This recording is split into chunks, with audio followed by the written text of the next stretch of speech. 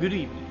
My name is John, and I would like to thank you for joining us on another episode of Criminal Activity in America. In recent years, America has witnessed a surge of mafia-related criminal activity. Most of this activity involves mob members going to quiet, unsuspecting communities, taking small household items and selling them to an underground network of housewives, lawn boys, and neighborhood dog walkers.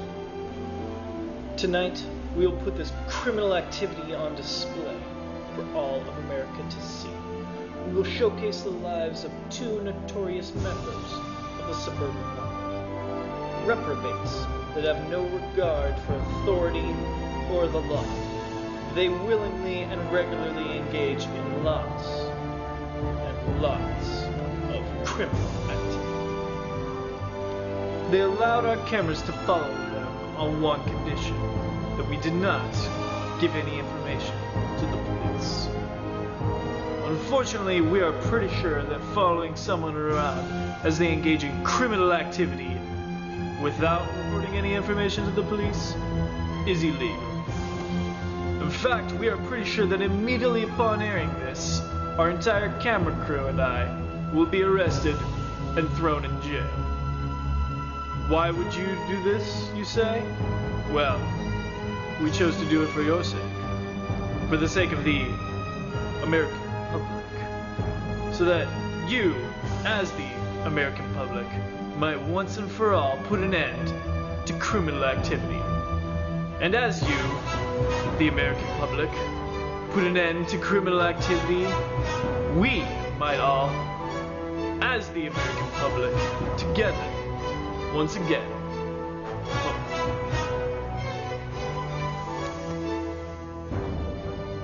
This is the story of two brothers, Justino and Giuseppe Linguine. The Linguine brothers were born as babies in a little village in Italy called Bologna.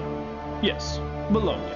We didn't believe it either until we Google mapped it. Their father was a very, very mean, malicious mobster, Frank Linguine. Justino and Giuseppe grew up doing what all young Italian boys do, picking grapes for their family wine vineyard. However, the vineyard served as a cover for their father's very, very mean, malicious lifestyle. At the age of 16, they followed in their father's footsteps and joined the real family business. Soon, they were regarded as the most fearsome twosome in all of Bologna. During this time, however, their mother, Mia, was unaware of all the criminal activity. Later, when she discovered what her sons were doing, she sent them to live in Graham, Washington, with the goal of getting her boys as far away from the mob as humanly possible. Unfortunately for the citizens of Graham, the mobsters may have left the mob, but the mob never left the mobsters.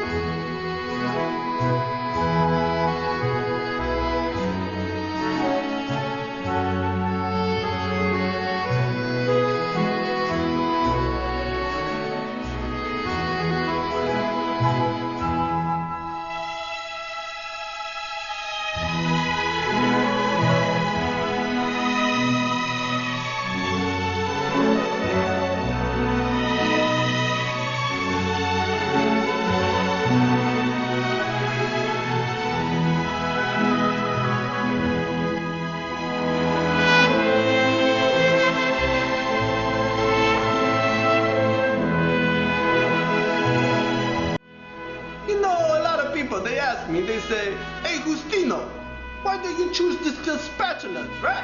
Like, why don't you try to steal like Rolex watches or like a Lamborghini, right? Okay? But I tell them, I say, look closely at the spatula. This spatula is so exquisite, it's so beautiful. I love spatulas. You know, everyone says that Giustano is the brains of the operation, and I'm just a muscle. Let me let you in on a little secret. I've seen him at the YMCA, and he's got muscles.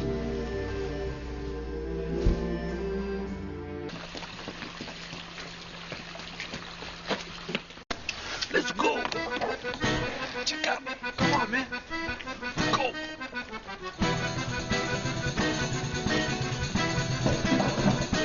Come on, Chicago, let's go. Just on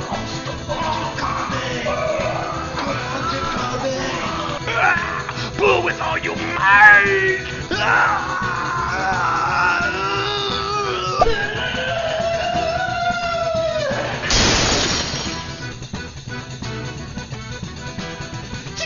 What are you doing, man? Get up! Get up! Check it out.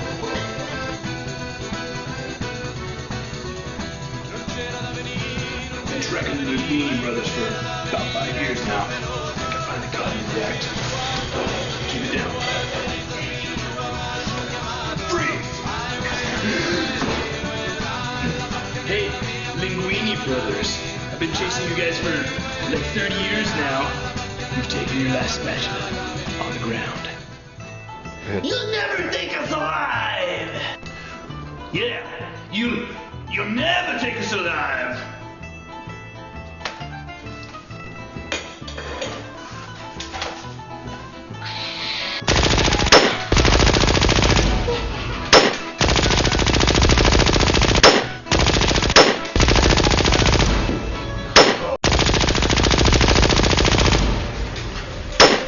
You know, my great-grandfather, before his heart had just exploded, he gave me this here because it's to always remind me of my protector, my protection, and because it reminds me of the dagger I have. I have a dagger in my pocket, and it always reminds me to protect myself.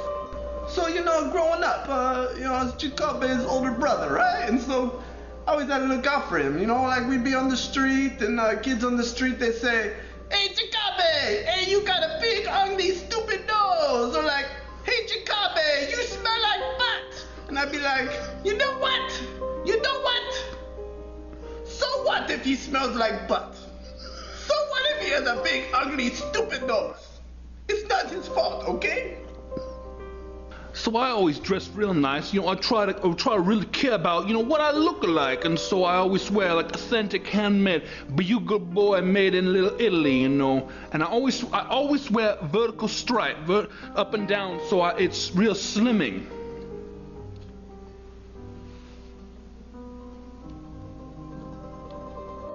Where do I get my inspiration from?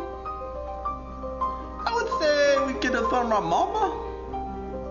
Her name was Mia. She was an amazing woman. She was a little plump, but who isn't, right? You know, my mom, she made the best tortellini. One day we'd be like, "Hey Mom, I want some tortellini."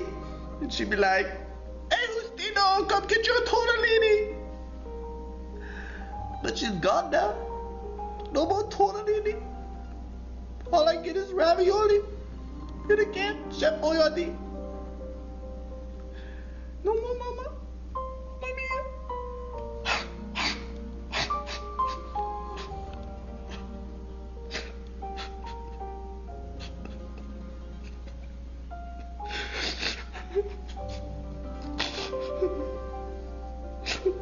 What time is it? Are we done yet? Huh?